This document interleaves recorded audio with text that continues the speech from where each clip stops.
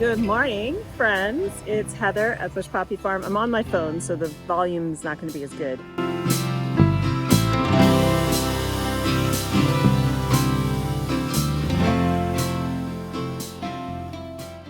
going to be working from home today, but I wanted to come out and show you what Mike and I did over the weekend. We made a lot of progress. I'm really happy about that. Still catching gophers, but not in the main area anymore. That seems to be dried up. I caught 8 gophers there, left their bodies in the holes, and I have seen no new runs anywhere for 5 days. So looking pretty good that I got them for now. I'll never let my guard down. So let me show you what we did over the weekend. It's another breezy day, but I don't think I have any risk of things blowing away today. And today's Tuesday. We have 2 more days of sunshine, and then we're gonna have 3 days of rain where we could get about an inch of rain. So that will put the squash on a couple of projects out here for a little while. So I'm gonna get as much done at home today as I can, so that then the next 2 days I can get more stuff done out here. I am presenting a lecture at a gardening club on Thursday, so that will take up a good part of my day. So I'm not sure how much I'll get done the rest of that day, but we'll see. All right, so let me turn the camera around and show you what Mike and I got accomplished over the weekend. So here is the lily bed. Mike built this for me. These braces on the sides are actually gonna act as hoops so that I can cover the bed with row cover if I need to. But you can see it is lined with hardware cloth, and there's some weed barrier down with the cardboard, but I'll still get weeds in here. The main thing about this is we just wanted to keep the gophers out. The lilies are arriving in the next couple of days, so I'll get a small layer of what's left of the compost on the bottom, put the lily bulbs on top, and then bury them up to almost the top of the bed in more soil. I'm gonna have to buy that soil because I don't have that much right now. And then I will cover that as well with another layer of hardware cloth, because my experience is that rodents love to chew on emerging lily greenery. So I want to make sure that does not happen. We'll just protect them. And once they get big enough, once they get about 6 to 8 inches tall, then they just don't get bothered anymore.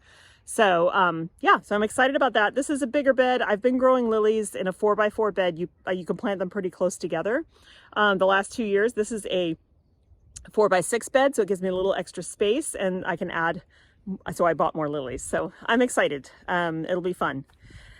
Now, moving on to the other 10x40 bed.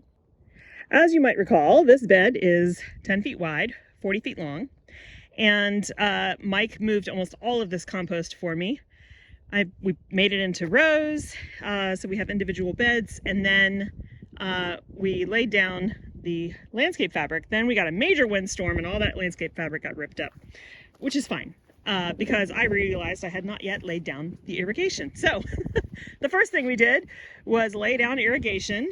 We came out here on Sunday, laid the irrigation lines in here, and then covered it with the landscape fabric. Everything is stapled down really good. The only thing we haven't done yet, because I didn't have my punch out here with me, is attach the irrigation tubes to the mainline tubing. That's not a big deal. There's nothing growing in this bed yet anyway, but we will do that soon. Now, I did run out of irrigation drip tape for this final bed. These are kind of narrow beds, so I've only put 2 lines of drip tape on each bed. So I ordered more because I'm gonna need another roll of it anyway. I'll add that, and then I'm not gonna cover this bed because this is going to be a sunflower bed, and this spacing here is about 6 inches apart. I like my sunflowers about 4 inches apart in order to control the head size. So I can't do that obviously with, this. Sunflowers also are slightly allelopathic, meaning they secrete a chemical that kind of inhibits weeds. That doesn't mean that they are weed free, but they fight weeds back much better than a lot of other plants. There are certain plants that and trees that emit allelopathic chemicals That's one of the reasons why you can't grow anything under an oak tree very well. Maybe a little bit of grass, but oak trees have allelopathic tendencies, and that makes it really hard for things to grow. The chemicals just inhibit either root development or seed germination. It just depends on the chemical and the plant. It's kind of cool, but it definitely impacts what you can grow where. So the other beds, we are still looking great on Lisianthus. So far, knock on wood, nothing has eaten the Lisianthus. Like, it feels like a miracle. Nothing is planted in this bed yet, but I have plans for it. And this bed is only planted up to where that stake is. So lots of room.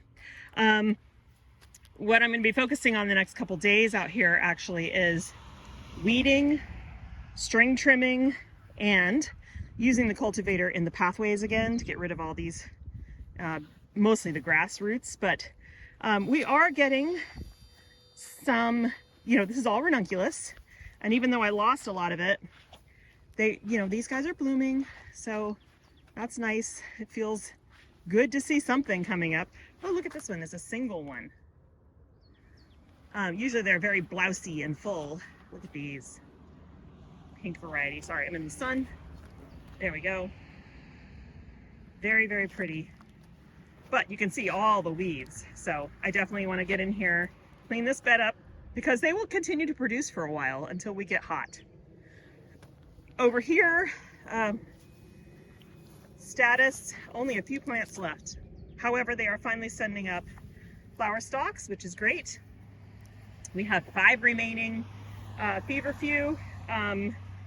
They won't start flowering until June, but that's okay. I have seeded more and they have germinated, so I'll be able to put them around.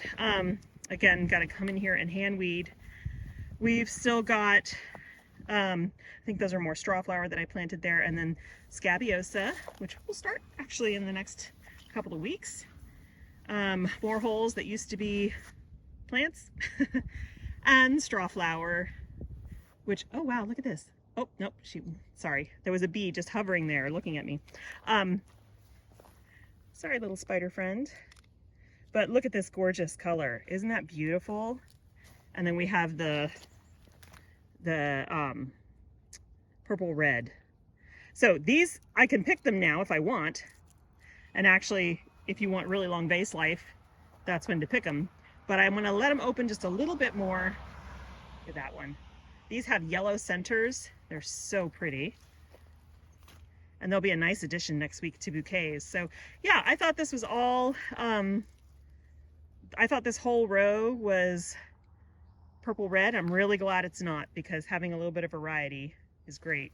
Stock is pretty much done. I'm gonna pull this out soon, but since I'm not ready to plant something else here yet, it's always good to keep things growing in the soil. So, if you don't cover it, Mother Nature will. That's kind of what weeds are for. So in order for the soil life to stay alive, you want plants that are photosynthesizing on top. So if you're not yet ready to flip a bed, you can leave this stuff in here. It's not going to do any harm. I mean, it might go to seed and drop some seeds for me, but I'm not against that. Snapdragons.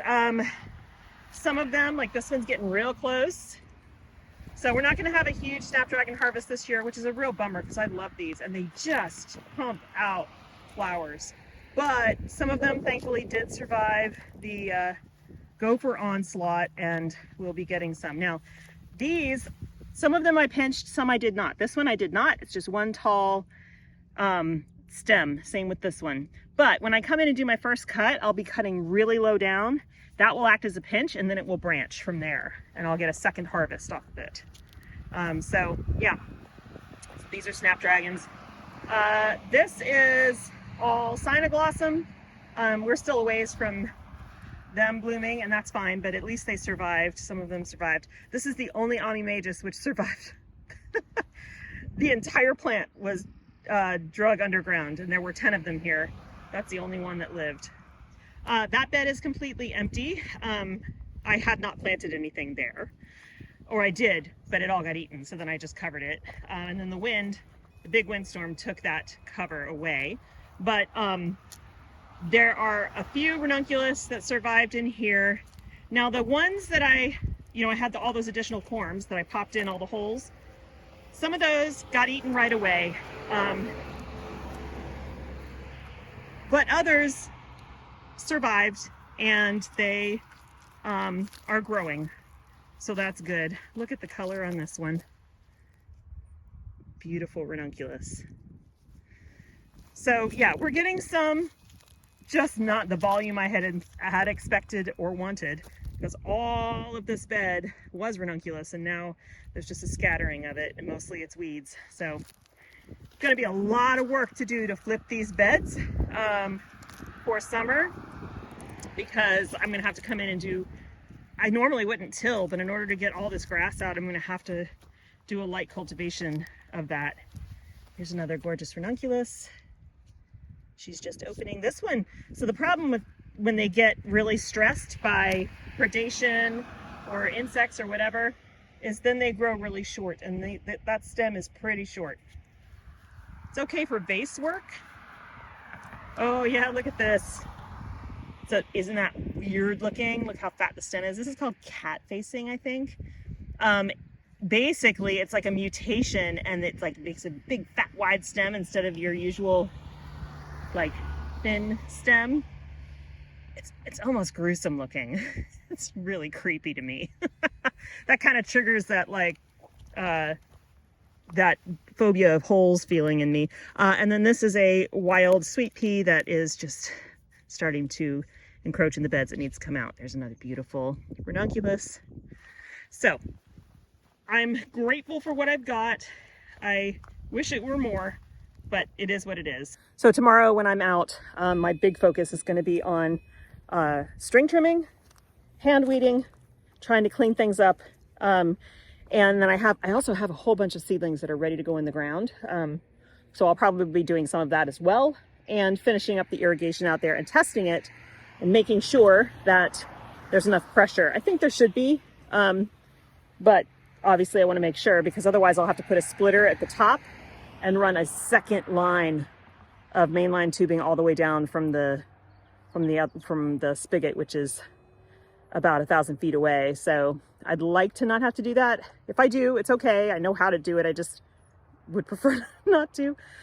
So if that happens, I had to do that at the farm, even though it was a much smaller space and I was right next to the irrigation, because the well did not have enough pressure to push water on for the whole farm at the same time.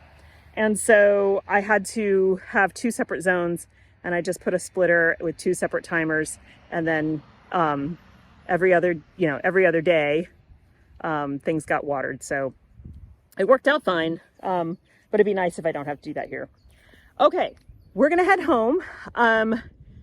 Like I said, tomorrow I'll be out to do a lot of work here, but today we are going to be, I'll show you what I've done in the home garden. I did some work yesterday, just didn't have it in me to film, I'm sorry. But I'm trying to finish the green stalk job of replanting the green stalk and putting all those new herbs in and stuff. And then we have more stuff to plant in the cottage garden as well. And I need to pot up my tomatoes. They're getting big and we're running out of space in the greenhouse for that. Usually this time of year when I need to pot up tomatoes, I have to move all of the succulents back out onto the patio because I need the space in the greenhouse. I would like to do that now, but we are about to get almost an inch of rain, and that's not good for succulents in containers because they just can't get rid of the water fast enough. It's not like they are in the ground where the water can really drain away fast. So that has a potential to actually kill my succulents. So they're gonna have to stay in there until that rain is over. And I'm just gonna have to get super creative on where to put all of these tomatoes. I may be doing things like moving all the dahlias into the garage because they're not sprouted yet, so they don't need light. Yeah, I don't know, it's gonna have to get creative. Okay, let's head home and we'll get started on that, and I'll pick up from there with the actual camera, not my phone. The audio should be better in that case. All right, see you in just a minute. Okay, we are back home. It is so lovely and warm in the greenhouse right now. Oh, it feels so good. So I want to show you what's on the shelves right now, and then talk about what I need to do to get ready to put all the tomatoes on the shelves. Okay, so on heat mats right now, I have the oh, this needs water. Oh no, it's a pretty good. I have this is ginger. There's some peppers here. There's a dahlia. This is all dahlias up here. This is all dahlias here. Feverfew, 3 different types of basil. We've got dill, wild marjoram, and looks like basil. Agastache, dandelions, and marigold lemon drops. And then we have, I just watered them, so that's why they're still soaking up the water. Mesclun, Lisbon bunchen onions, which haven't even germinated yet, and dill. And then we've got rainbow chard, red Russian kale, blue kale. This is eucalyptus. It takes forever. It's been in those for a long, long time. I think I'm actually going to just bump those up. I don't even know what this is. Kind of looks like a lettuce, but I'm not sure because I forgot to label it. But I think I'm going to bump these up because these soil blocks are just kind of old and nasty. We've got zinnias here, and down here we've got all different kinds of herbs. This is all celosia and gomphrena. And you can see how like moldy they start to get. These guys grow really slowly. And then up here we have more. Oh, there is some alyssum. Look at all those fungus gnats. So I'm going to put up fungus gnat. I have a whole bunch of these. I'm going to put those up. That'll catch them. This is all Rudbeckia. The stuff at the back. Ooh, that needs water. That is Rudbeckia triloba. That is a gorgeous, like multi-stemmed, tiny flowered Rudbeckia that is perennial. I think all of these I'm going to bump up as well. They grow really slowly, but they'll struggle less if they're in better conditions. And then here we have, these are all dahlias, and this is all lettuces. Now we've got our tomatoes here. You can see they look amazing, but they really need to get bumped up. They're starting to get yellow. This is more marigolds, more tomatoes. And then over here, peppers, lots and lots of peppers. These are all, these are actually okra here, which is awesome. I'm so excited. And then this is all squashes, winter and summer squashes. So I have overwintered peppers here, and there's 2 back there. But then it's all of these gorgeous succulents. Gosh, a lot of them are starting to flower. These haven't even been potted up yet. These are the ones I got. But all of these really need to go back outside because I need this shelf space for bumping up all the tomatoes because they're going to take up a lot of space. And I can't use all of this space because next week is a huge round of seed starting. So like all this stuff needs to go find a new home. A lot of seed starting, and I'm going to need the seedling heat mats. I think what I'm going to do is, before we had the greenhouse, I used to put all the succulents under a covered porch all winter long. And because they don't mind, it's not the air temperatures that they mind. I mean, a lot of these succulents can totally take freezing temperatures. We're past that now. What they don't like is tons of rain flooding out their soil, and then they get mushy and they die. So I think what I'm going to do is take these and put them under the covered porch. Once this 3 days of rain goes away, and I'll see what the forecast looks like, but then I can always bring them back out. They basically spend the whole summer and fall season out on our patio. But again, I want to make sure that they're not going to get inundated with tons and tons of rain before I put them out. So I do have that covered space. I'm going to go in and put everything over there. Some of the bigger containers, like this one back here, is so heavy. I cannot pick it up myself. So Mike's going to have to move that. But look at those flowers. Aren't they so beautiful? One thing that I find really amazing is that those pendulous flowers on these succulents, the hummingbirds love them. So we frequently get a lot of hummingbirds, and they'll come right up next to you if there is a succulent there with flowers on it. It's really cool. So I'm going to go ahead and move all that stuff, and then I'll have space in here because this bumping these up from 6-packs to 4-inch pots is going to take up a huge amount of space. And so I need to prepare for that. So get all this cleaned out, and then we'll come back and I'll show you the plan for these other guys. that up there is chicken keeping supplies, a heater, row cover, you know, that's fine. This shelf, and this shelf are now open to put flats of tomatoes and peppers once I get them potted up. Those are just there for now. And then I've got stacks and stacks here of trays with 4-inch pots. Hopefully that'll be enough. I do have more 4-inch pots in here because I save everything, but we'll see. We'll see what I'm gonna need. So before I start on that, because it's actually pretty warm in here, it is 85 degrees in the greenhouse right now. Over where the green stalk is, it's in the shade and it's nice and cool. So I think we're gonna work on the green stalk. I'll show you what I've done so far. And then by the time we're done here, and after I eat some lunch, the greenhouse will be in the shade and I can go in there and bump up pots.